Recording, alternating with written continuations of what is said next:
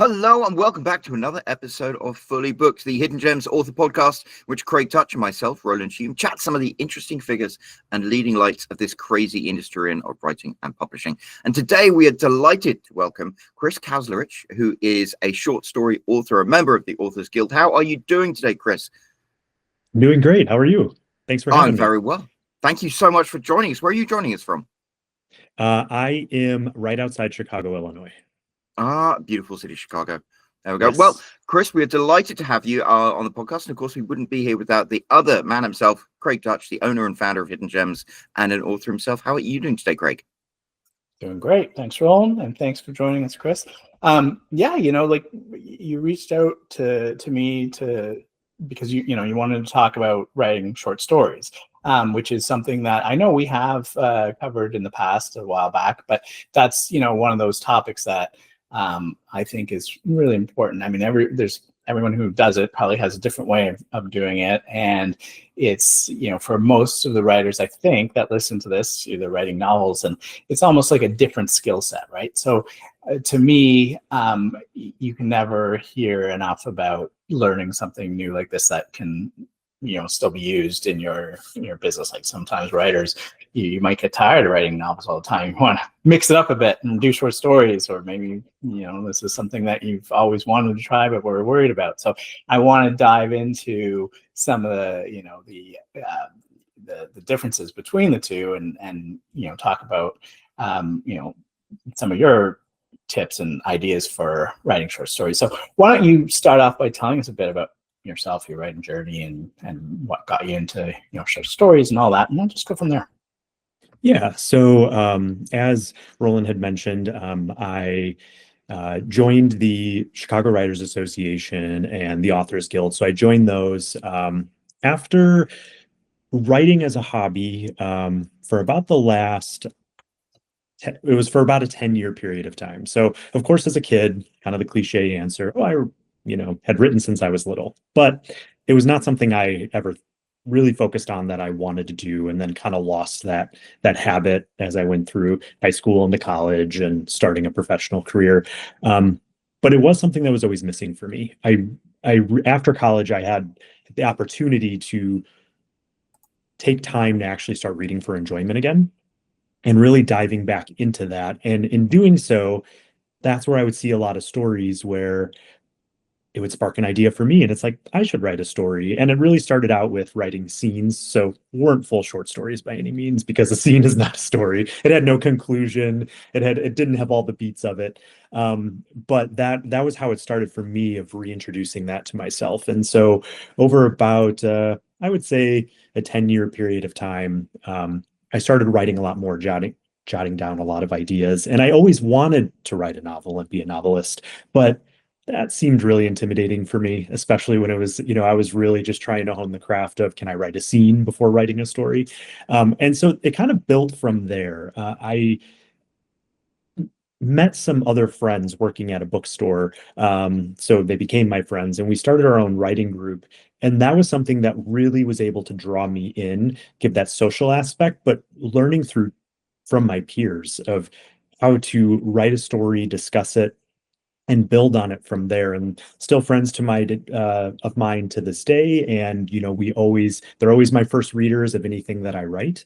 And that's where I learned about my love of a short story, because most of my exposure had been to novels, looking at full-length books. That's what I had read growing up. I never really read short stories. And so both of them had gone for English degrees. So they were more rounded in what they read, more so than I was, because I had English classes in, college, but I was a business major, so that wasn't something I really focused on. We were learning about boring stuff that had nothing to do with reading for enjoyment. And that's where I was introduced to a lot of short fiction and really started to appreciate the art of a short story. And it went from there, and started writing my own short stories over a period of time that I eventually turned into a collection that I recently released. I also wrote a novella. And even though I'm working on a novel now, I'm in the middle of writing another short story. So it's just something that is it's a form that I really enjoy, and can be really fantastic. I mean, look at how many short stories of Stephen King's have become shows and movies. I mean, something can really Yeah. be that punchy, really great piece of fiction, and doesn't have to be this long piece. A short story writing it's a real craft, but you're right. I mean, I was thinking Roald Dahl. He wrote so many short stories that to this day stay with me, even though they were short stories. But it's very challenging to write a short story, to get a full story into just 3,000 words or something like that, or even less. Yeah, exactly.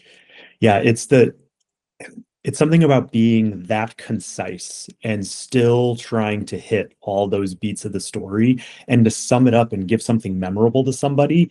It is really challenging to like pull down your number of words and be like, okay, I have to be very specific of what I'm talking about, and I can't allow myself to meander too much, because then you're venturing off into different territory and it just doesn't have the punch that it should. Because a really good short story, it's something you could sit down, read hour or less maybe, but you walked away and you're like, whoa, like Yeah. just the kind of reading, right?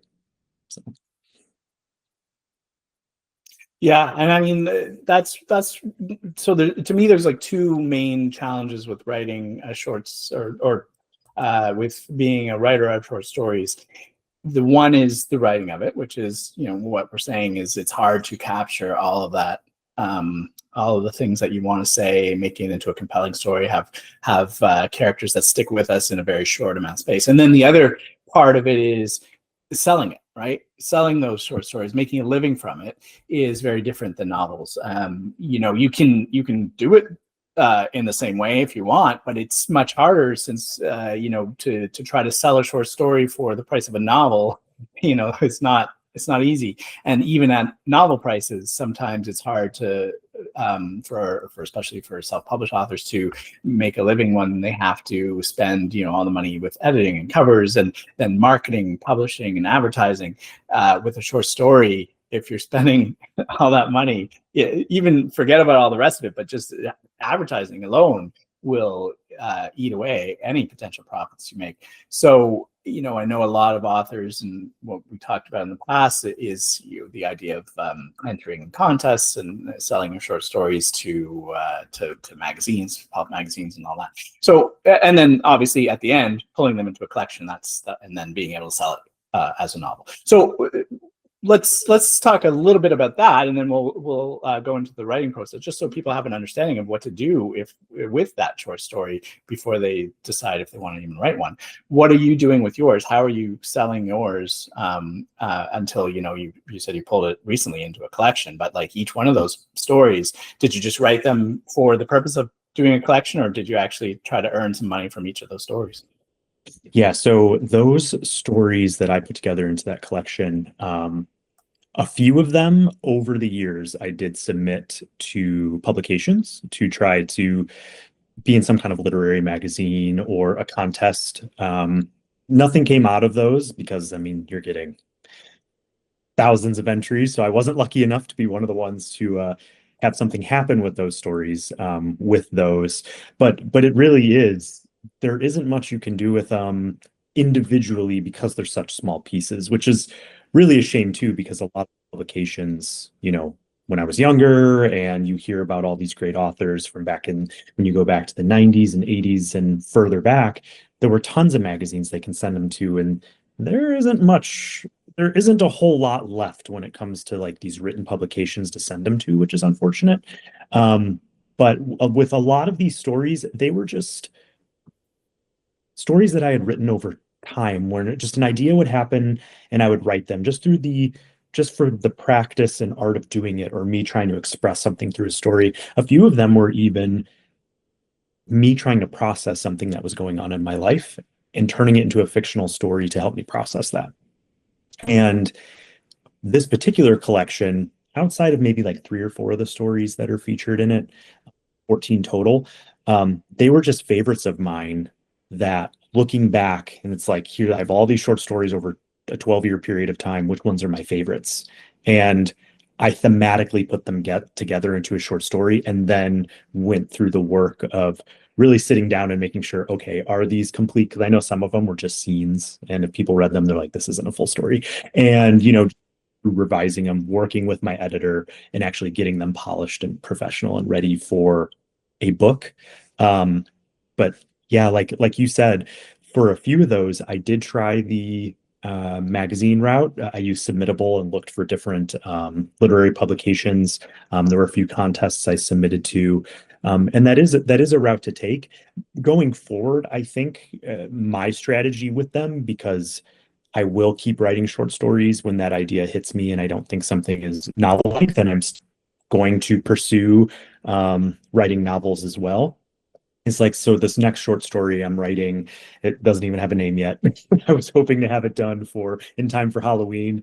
Not going to happen because I just don't have the time. So next month, I hope to have it come out. But I think that I'll use those as reader magnets, or put them on Kindle Unlimited or Kindle as something free, just to continue growing my audience. Because at this point, now having a published novella and a published collection, I do at least have some readers. I have a base, I have a Substack. It is starting to grow. So for me, what I can really see useful with short stories, once there's a little bit of a foundation, is, yes, if there's a specific contest that I see or publication where I'm like, this would be great for there, I want to give it a shot, I'll do that. Otherwise, I might just use them as opportunities to give my readers more and just continue building that, so that I have that foundation for when I have that novel, or some kind of book release, which is also a strategy outside of just trying to look for where can you send them, really, because they're more limited, so they're more competitive. And it's just another way of thinking, how can I keep growing myself as a writer if I want to make it a profession, since there just aren't as many literary publications to send them to. Yeah. There's a lot of discipline that goes into writing a short story. And I think it seems like you've got the right. I think you have to figure out where they're going at the same time, which can take some of the fun out of it. But I mean, my first ever check I got paid for writing anything was a short story, admittedly for Hustler magazine, but I still have that. I was still like proud of being able to do that. But it was, you had to write a story, and it had to be within this word count, and it had to have something that was compelling for them to. And I did it a few times for them, but I was like, this is actually challenging. This is in some ways more challenging than writing a full-length novel. Yeah, and I actually there was one contest where I saw the parameters, like you said, and I was like, oh, I have a story, I'm going to write it for that. And that was the last time I entered one, based on I'm writing it for the parameters more so than here's a story, an idea I had, I wrote it, I really enjoyed it, I already had something written, and I'm like, oh, I think this would be a perfect fit. How can I make it work? Mainly for me, I think the confines made it too difficult for me, and it was too forced. And then when I was done, I was like, this isn't really my favorite. And then when it wasn't chosen, I was like, well, that probably shows. So live and learn. Yeah. I think you have the right approach, though. I mean, using them as reader magnets and ways to grow your audience. I mean, that's a really good use for them. A lot of authors do it almost in the reverse. They'll write a novel, and then they'll write often a prequel novella, and they'll use that as a reader magnet. So you give that away, and then people sign up for their newsletter, and then they hear, oh, you can read the full story, or the what happens after this. Yeah.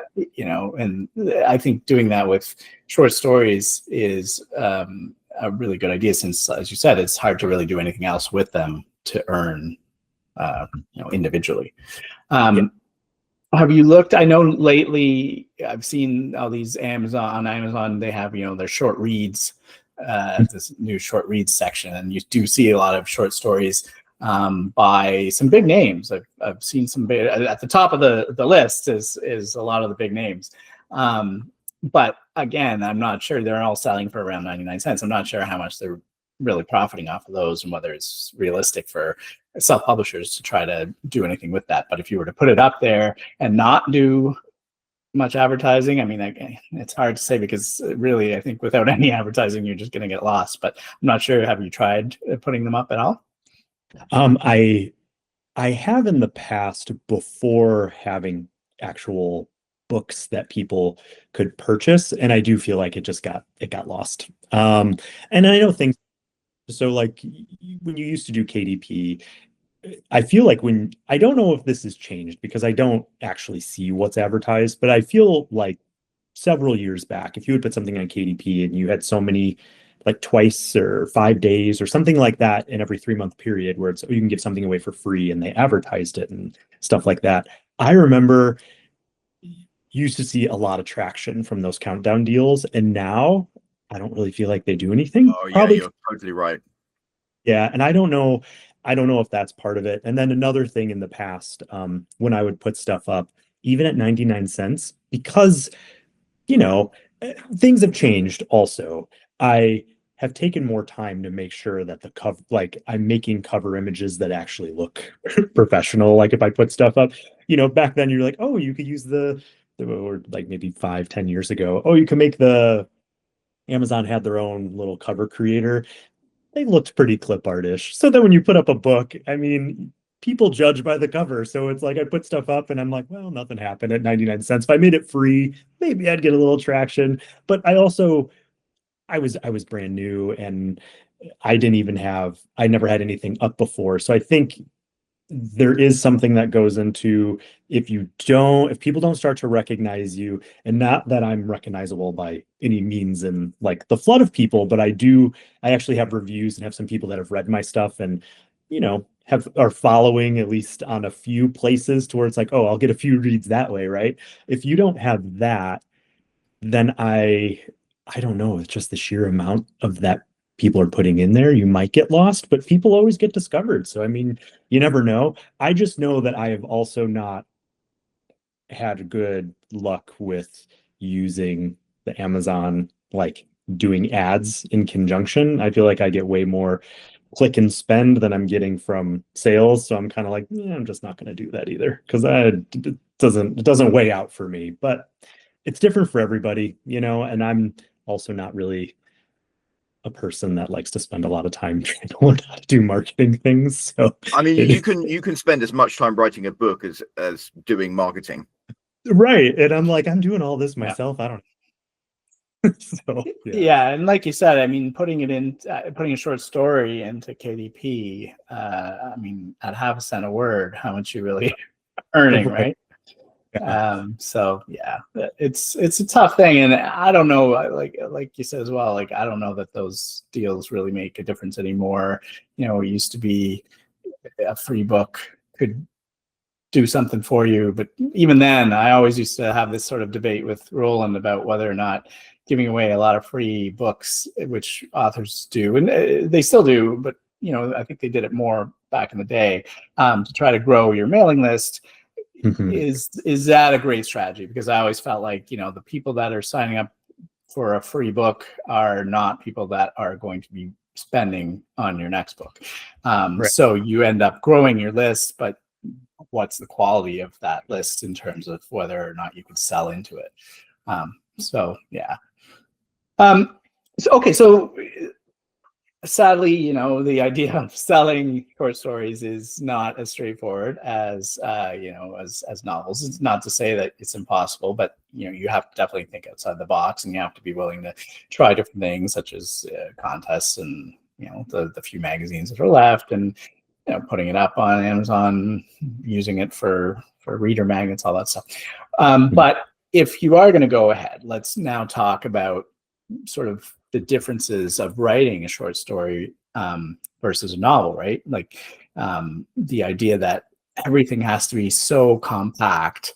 If you think of like, a lot of times you'll say, even with novel writing, you should only write scenes that are advancing the story forward, and trying to be careful with your word choice and stuff. But then sometimes you'll read fantasy novels that I mean, especially in a series. I don't want to name names, but I've read entire books where I don't think the plot moved forward at all. But with a short story, though, everything matters, right? Yeah. So how do you really go into that? Do you plan out your short stories to really make sure that you're hitting the core, or do you sort of just write it and then like relentlessly cut it afterwards? Which is probably the way I would. Yeah, especially with short stories. So I was always more of a, well, they don't call it pantser anymore, I guess, discovery writer. I'm more of a Discovery discovery. writer. I love that. Yeah. So I, especially with short stories, I don't really like, usually that's, I see a painting that inspires me. I see some kind of scene, and then I just, where does it take me? And then when I'm done, I look at it and it's like, oh, this really isn't a story. I need to cut this, change that, make this more concise. These people did not need to have this monologue. I don't know why I felt it was necessary when I wrote it. Any of those kinds of things have to cut it out and really fine tune it. Different when I'm writing something more long form.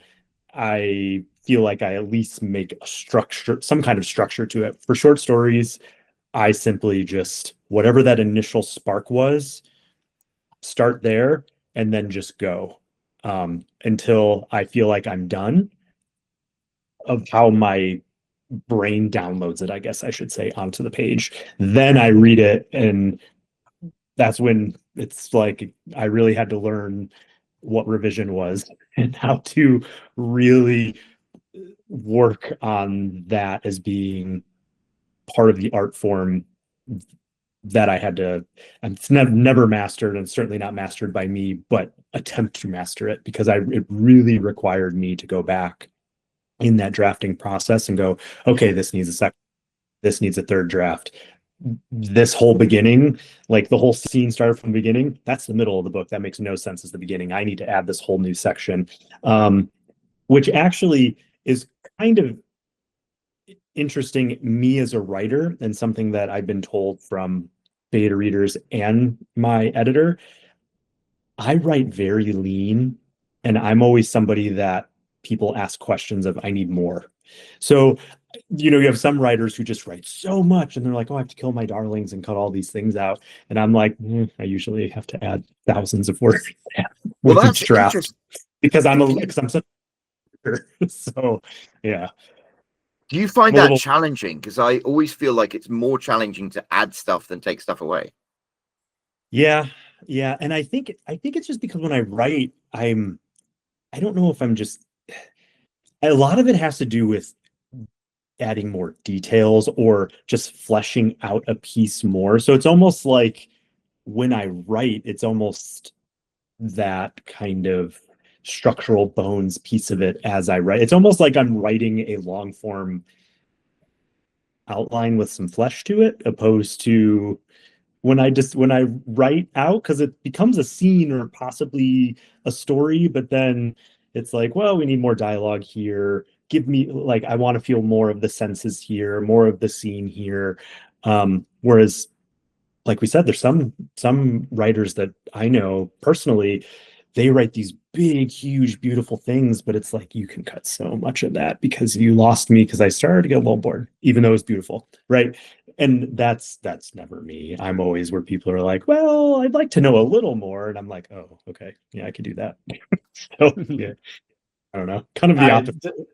I definitely fall into the other camp where and I'm not saying it's beautiful at all, but I'll write too much and then I have to cut. And I think that's, when I try to write a short story, that's usually my struggle is, cutting it to the lean and only necessary. And I hate it because, then I feel like, oh, but I really like this part. And then I think, oh, maybe I should just be a novella, like a novel or a novella. I want to up the word count because I don't want to lose so much.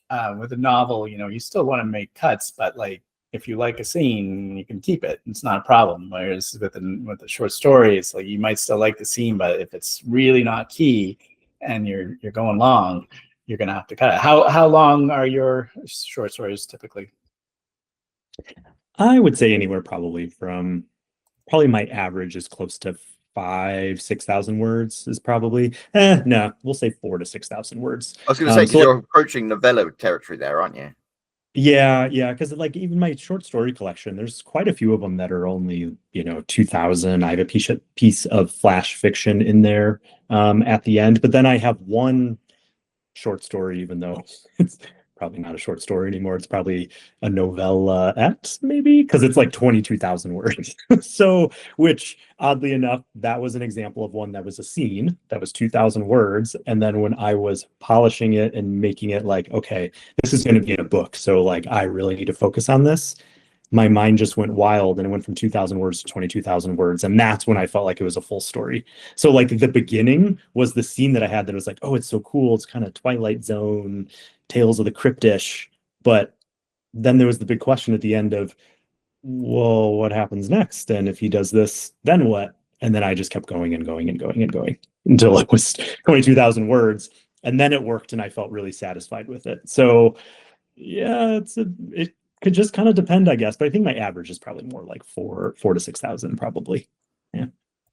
Yeah, I was Googling it, and it was, I guess, 7,500 is sort of the cutoff around where most people would consider it a short story. And then Okay. Over 20,000 is more of a novella. So in between that, though, is a novelette, which, I mean, I don't know. Is that a real thing? I mean, it is, but I don't know. It's one of those things that has sort of come about over the years. I didn't even know that was a thing. And then I was like, novel. No, novelettes, they're made up. They're like leprechauns or fairies or Eskimos. So, okay, so if so, then what do you consider something that's over 7,500 words then, Roland, if it's not a novelette? No, I don't. I know what you mean. I think novelettes are real. I don't know. Like I was, because I first Googled it and it was like, oh, up to 75 words a short story, and then over 20,000 was a novella, and it didn't say anything about in between. I'm like, well, what about in between? Right. And it's like, yeah, that's a novelette. Is it? I guess. Sure. Let's do that. But that's the thing, is that when I was looking at the top books in that sort of short story reads, in whatever category I was in, I think I was in the maybe under 90 minutes or something. I mean, they base it on how long they think it'll take you to read, the average person, I suppose. And then breaking down how long those books were, they were in, from what I could tell, the 12 to 15,000 word range for a lot of them. I'm sure there's a lot of difference, but the ones that I looked at, the ones that were from some of the top names that I recognized, that's sort of the range they were in. So I wonder if that's how they can justify selling it. It's hard. When we started writing, this was back when Kindle self-publishing was a new thing. We're a pretty new thing, Roland and I. And back then, erotica was selling the most, and short stories were king, right? And 5,000 words, that was typically what we'd aim for. And then once KU came out and the market matured a bit, everyone sort of switched over to novels, and short stories became sort of passé. But that's the range we were doing now. But now with these new categories, it seems like they've got the whole range, because it's all by 90 minutes or 2-hour reads or this and that, right? And it's all based on word count. Yeah.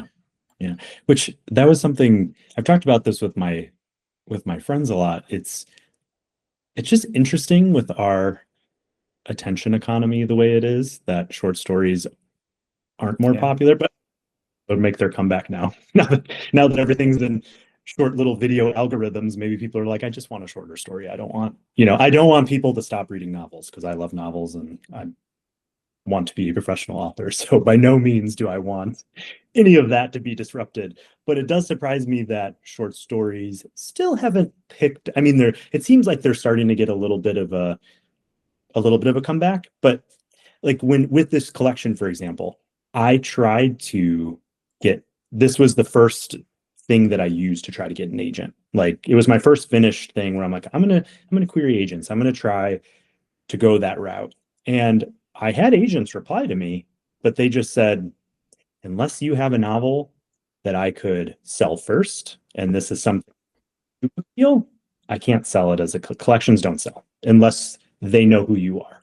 And I'm like, oh, okay. So that's where then I went the indie route. But it's just surprising that there isn't a little more break-in, and people aren't thinking of it that way. It's because it seems like things don't hold people's attention as much as it used to. So yeah. I don't know. Maybe we'll see a renaissance of short stories. I don't know. Hopefully. Yeah, I think it's all about value, right? And back in the day when we were selling those novellas at the beginning, it was like $2.99 for, or sorry, the short stories, $2.99 we were getting, and people were lining up to pay that. And then, eventually when novels took over, there became this point where, it was almost like too many people coming in, doing it, and then driving the price down, right? So people would come in, they'd start writing novels, and at the beginning we would sell those novels for normal prices, but then every novel soon became 99 cents. It's like, you're making 35 cents on that, and that thing that took you months or forever to write. And it was almost like a race to the bottom. Happily now, when you look at the top charts on Amazon, you see very few 99-cent novels. So I think unless they're on sale, most people have thankfully sort of like the market is sort of normalized, and people realize, okay, that's not a viable strategy to becoming a full-time author, writing things and selling them for 99 cents. But when you compare all that stuff, and then you look at 50,000, 100,000 word novel for $4.99, $5.99, and then a 5,000 word novel for 99 cents, and you can't really go lower than that. I think that's the perceived value, which makes it harder to sell. Collections, though, should be sort of the the exceptions to that. But I guess if they don't know you, then maybe it's hard to take a chance on a collection when you're like, okay, now I'm committing not just to read one book by this person I don't know, but a whole series of stories. So, I mean, when was the last time you bought a collection of short stories? Because I've bought them, but they are always, it's like, oh, it's Ian Fleming's collection of James Bond short stories. It's Leslie Charteris's collection of, or Stephen King. You mentioned Stephen King. Yeah, you buy one of his collections because it's going to be good. But it's almost like you have to have a relationship with the author to ever take a chance on a book of short stories. Yep. Yeah. And that is true. Even for me, I try to go out of my way to try things from indie authors but that's really because it's, I understand it. And that doesn't mean, it took me an evolution to get there. Whereas most people, it's just like, I see this in the bookstore, I'm going to grab it. Whereas now it's like, there's plenty of people that are writing. It's hard to break in. I'm going to try this person's book. And it's like, I'm finding sometimes wonderful things, but the gut reaction is usually, my favorite author came out with this, I'm going to do that. And that's just to do. And I know I like their stuff already, and you see them everywhere on social media, in bookstores, everything. And so I understand. I understand it, because it's like intellectually I understand it, but then you have the emotional part where it's like, hey, well, what about me? Give me a shot, you know? So, and I get it. I mean, and it really, that's just sort of the marketplace that we're in now. It's like there's so many books, and it used to be you could write a book and not really do a lot of advertising, but the market wasn't as flooded, so you could still sort of get discovered or make some sales. Now, you publish a book, doesn't matter the length, and it's just lost in the ether. So unless you do some kind of marketing, some kind of social, some kind of something to get people to even know that it exists, then you're not going to make sales. And with like we were saying, with a short story, there just isn't, the room to profit off, to be able to spend any money or even time, unless it's a passion project where, and it's not, you're not necessarily trying to make a living. You've written this short story and you think it's great, and you just go on spreading the word about it, and maybe something will hit. But who has the time to do that if they're trying to make a living as an author, right? You just can't spend months trying to promote a short story that you can only sell for $1 and make 30 cents on. Right. The days of Hugh Howey with the that unfortunately, that's a long shot. I guess it could happen, but it's a long shot. So there needs to be more for the making a living part of it. So So now, is that why you've decided to go the novel route? You said you're writing a novel, right?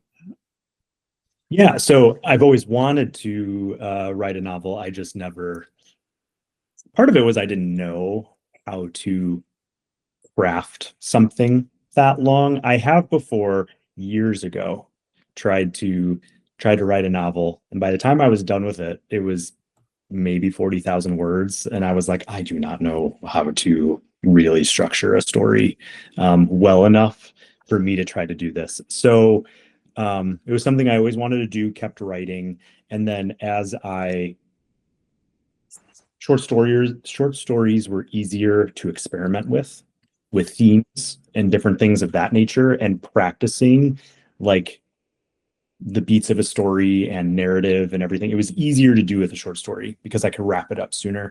And through doing that, I learned and taught myself how to, in a way that worked for me, because that's the thing too, is writing is really individual. I mean, people can learn from workshops and take classes, but everyone does have to find the method that works for them of getting from A to B. And so I eventually learned that it's, oh, okay, here's a good way of structuring it. This is what works for me. This is outlines and drafting and discovery writing, trying all those different methods. And it was something that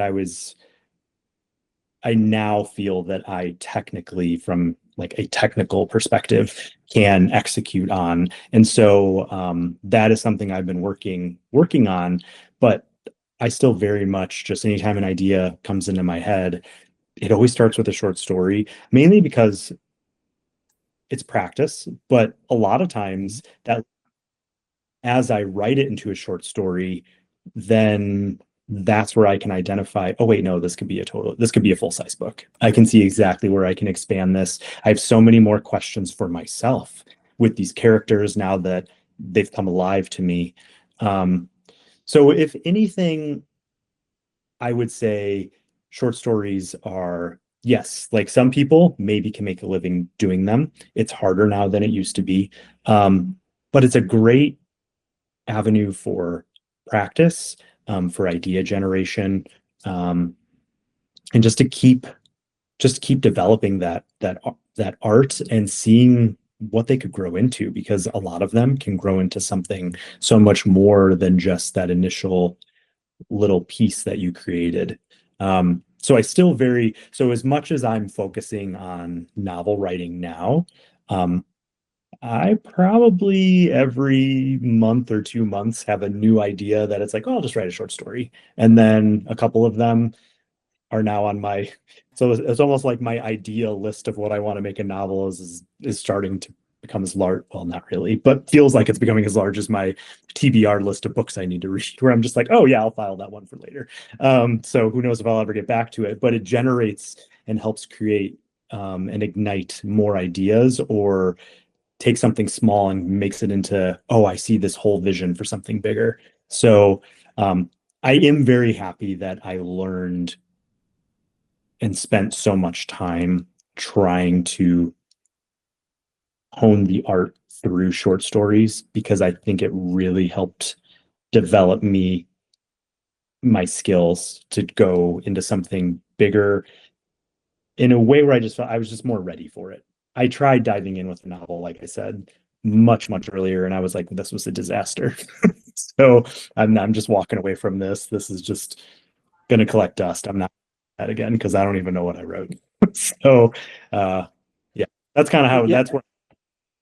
So Yeah, I mean, I think that that's a good way to look at it. Is for some people is you can write that short story almost like as a training ground to moving on to larger stories, and maybe to figure out, if a character works or an idea works, you write it as a short story first, and maybe you'll never do anything with that short story, in terms of selling it as is.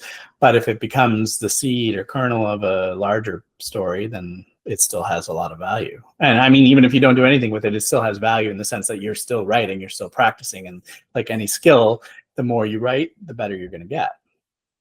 Yeah. And so like I've even written there was a short story that I wrote, and I'm not going to do anything with the story. I decided that, but a character I created in that short story, I'm like, that I used that character in a totally different story that I'm building into novel length. So through the act of just writing it, I created a character. I'm like, I like this character. I don't need to do anything with this story. It didn't do anything for me. But the dimensions of a character I created there that I'm like, oh, this is somebody I want to use. So it's like, even if you just use pieces of it and not the story itself, it is kind of that great sandbox scenario. And I think place that makes a lot of sense, because one of the things I think that works, especially with modern novels, is you kind of jump into a novel right in the middle of the action. And so as an author, that can be difficult, because when you start writing it, maybe you don't know your characters so much. So if you've fleshed out your characters in a short story and then you start writing a novel about them, then you go in like already understanding and feeling comfortable with this character you're writing about. And that just makes for a better book. Yeah, you're just already in that mindset. You already know it. You know, some of the things they would say, some of the actions, it's like this person has been alive to an extent in your head and on the page. So it's like it can make steps of a bigger story easier because it's something you already created. So that's something I would, if anybody listening, if you've written stories in the past, don't delete them. If you push them to the side, there might be some hidden gems in there. Gems, there we go. That was good branding right there. Yeah. Mm-hmm. Have you taken any of your short stories themselves and said, okay, this actually can be written as a novel, and this maybe will be my next project? Is that something that you are doing, or is that, do you keep those separate pretty much? I don't have any that I have started to write into a full novel. I have 2 short stories that I had written that I think I really love the ideas in there, to where the themes and the characters and what's going on in the story, I have set aside and made extra notes that I'm like, I want to turn this into a novel. But I don't think, probably 90 to 95% of the short story itself will not survive that. But what I created in terms of idea and themes and where it led my mind led into a larger story. I don't have any where it's like I pick it up and it's a portion of a story that I can build off of, but it generated something to where it's like, oh, I created the groundwork, or that inciting event is here. Let's go in a totally different direction, though. That I have 2 stories that has created for me that I've written ideas for.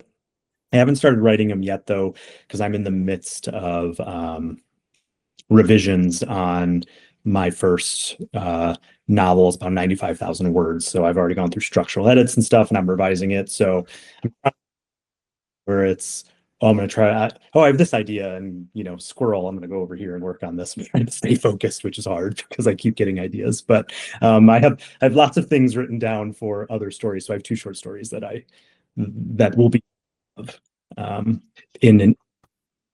Yeah, I think that's almost better, because now you have, if you do end up writing those ideas into full novels, you already have that lead magnet that you can sell later and be like, hey, free, here's a free short story, and then if you enjoy this character or this world or whatever, here's the full book. And it's not the same thing. It's not like, oh, if they read this short story, this is just the book length, and you've already sort of ruined the ending in your short story for it, right? You have it as a separate story, but with those same people. Just like I was saying, when people do that as the opposite way, they'll write the novel, then they'll go and they'll write a prequel or whatever to use. But you've gone the other direction, and that could work out too. Yeah. Now, it looks like we are approaching the top of the hour. Unfortunately, we are, because it's unfortunate, because I'm really enjoying speaking to you. But before we move on to get all of the information about where people can find your short stories, because now they know you, now they have a relationship with the author, so there's no excuse not to read the short stories. But before we get there, Craig, do you have any final questions?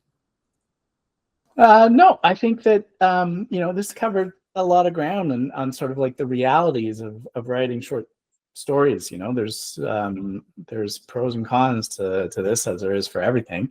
So, but I think if people go into it with their eyes open on to what some of those realities are, they might still decide that this is for them. I mean, it's definitely a great way to practice. It's a great way to come up with ideas, just to practice your writing, just to learn how to write more efficiently and more concisely, to figure out if a character works, and then or two characters, maybe if they have a spark together. You can do all that in a short story, and maybe you can do something with that short story, maybe not. But at least it's not something that is useless or has no value at all, right? You can still, there's still value in it depending on what you decide to do. So thanks for coming on and sharing that with us.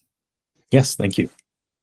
So Chris, where can people find your books, find out more about you? Yes, so they can visit my website, which is chriskauzlarich.com. I also have a Substack, which I believe it's just Chris Kauzlarich at Substack. I think that's how they kind of have it structured. I'm also on Instagram and Threads, but from my if you go to Amazon, on my website, there's links, but you could also find my book in hardcover on pretty much any major retailer online, or it's also on Kindle. And so the name of the book is Menagerie in the Dark. My novella is Lazarus. Menagerie in the Dark is the collection. And they could just type in my name or the titles of those books and they can find them there. Fantastic. Well, we will make sure to pop a link down in the description of this video. So if you enjoyed, whether you're watching on YouTube or listening as a podcast, if you enjoyed everything Chris has had to say, why don't you scroll down there, click on that link and go and check out his stuff, join his Substack. And while you're down there, you'll pass that big empty comment box. So make sure you leave Chris a comment and let him know how much you've appreciated everything he shared with us today. Why don't you also share what your favorite short story is? Because, I think when we were at school, we all heard at least one short story that has stayed with us for the rest of our lives. And there's that subscribe button if you haven't already. There's that like button. There's a little bell icon that you can click to get notified every time there is a new episode of Fully Booked. And so, Chris, thank you so much for joining us. Thank you, Roland. Thank you, Craig. Thanks for having me. And we'll be back next week with a brand new episode of Fully Booked. So until then, cheerio.